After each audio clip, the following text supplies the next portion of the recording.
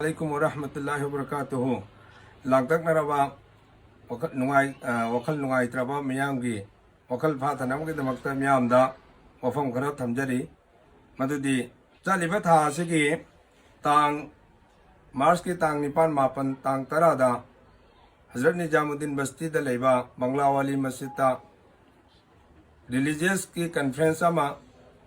jorama all India ki oiba pangthoki hariba Ifam Masida Manipur ki Makoi Nipan Yaurui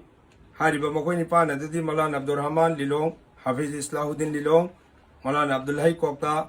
Muhammad Habibullah Kokta Malan Rafiq Khela Kong Muhammad Nasir Khan Yalpok Tulihan MD Alimuddin Irong MD Sahidur Kairang Makoi Nipan Hariba Jora to the Yaurui Jor to the Yauba, Kashmir the Gilapa Haji Asraf Anam Haiba Ahalamusulakne Yauri Hariba Haji Sabasi, Jor Loerabamatung Marski Tangtara, Nijamuddin Markazaki, Diabalum the Salaga, Diabanda Numit Tara Nimukleram Laga, Mahaksi Masanga Namlak of the Gayum Maki Pan Kivini, Marakta hospitalized of Buduna. Hospital da labak thibda ki mahak lei khidre mahak ki mung manung na phongdor pu metung ina mahak se hanadagi heart patient ni diabetics ni amasung bp up down leiba misak ni adwa hariba anaba sina maram waraga sigibo igani haina mung manung na di tha janari adu medical test mahak si hoji hoji malem sinba thungna malem gi leba chani dagi henbada thungraba yaugraba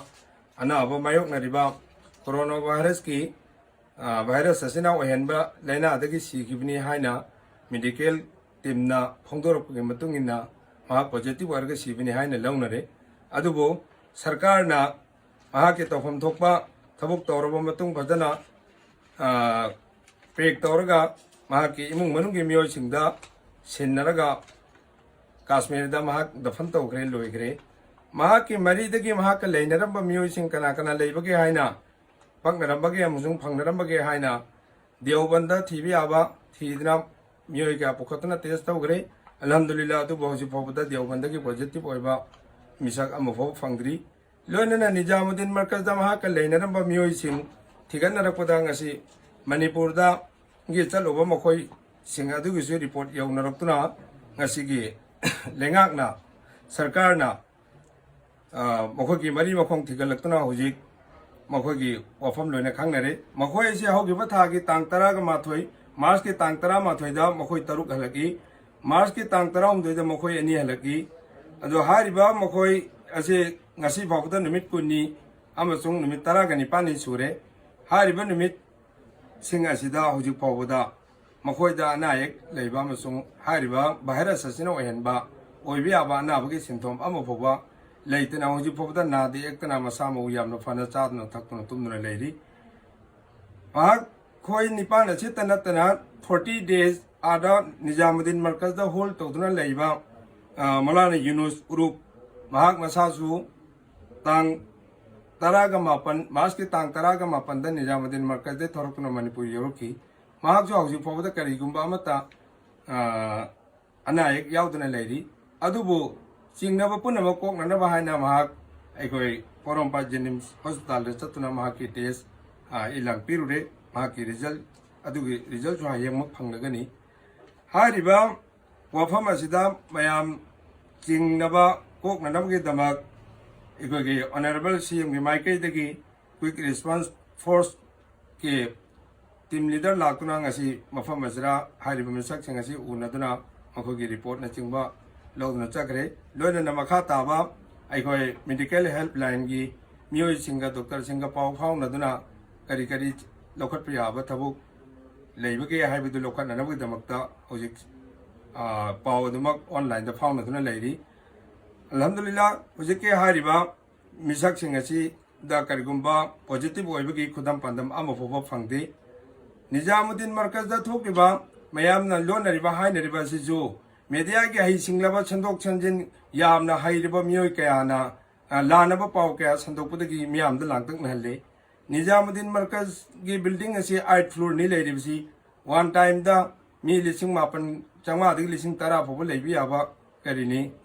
ฮัลหักตันี้ฮัลคุดิ้งมากีฟลูร์คุดิ้งมากีทอยเลทบาร์รูมอิสตินจาขณะวจูขณะตรงานเซปเรตเลยวิ่งหักตันี้ฟอเรนเนอร์สิ่งที่ตรงานน่ะเลฟมนี้มาตามดัตมีฟอเรนเนอร์มีลิซิงอันนี้พบเลยวิอาบะฮัลหักตันี้นุปียังงั้นสิ่งที่เลฟมมาตามดัตมีจังหวะยังแค่จัตุพบเลยวิอาบะฮัลนี้อาจจะสิ่งบ้าฮัลสิ่งสุดท้ายเฮาคิดว่าमार्च की तांग कुल निथोई दा जनता curfew all India की लाथो करे तांग कुल हुंदोई दिगी अमुक international flight मगई लोइनमक shut down तो करे सिन मरम वरगा फॉरेनर सिंचत पे यादवा हनबे नंगदना लेहवा मी चहुमुक निजामुद्दीन मरकज होल तोदना लेखी इंडिया मनुंग की मियोय मी लिसिंग अमगा चांगा खरे हनबा जो हारिबा निजामुद्दीन मरकज होल तोदना लेखी हारिबा मरकजदा लेरिबा होल तोदना लेरिबा मी लिसिंग अमगा चनिपान मुक नुपी मस्तुरात मी हुमफुगा मंगा मुक अमसु लई हारिबा सिगी रिपोर्ट तांग कुलुमदोइदगी तांग कुनतरुक कुनतरेट फवा लेप्तना निजामुद्दीन मरकजदगी पुलिस स्टेशन दा एप्लीकेशन अइबगा लोइनना पीरगा पुलिस सिंगा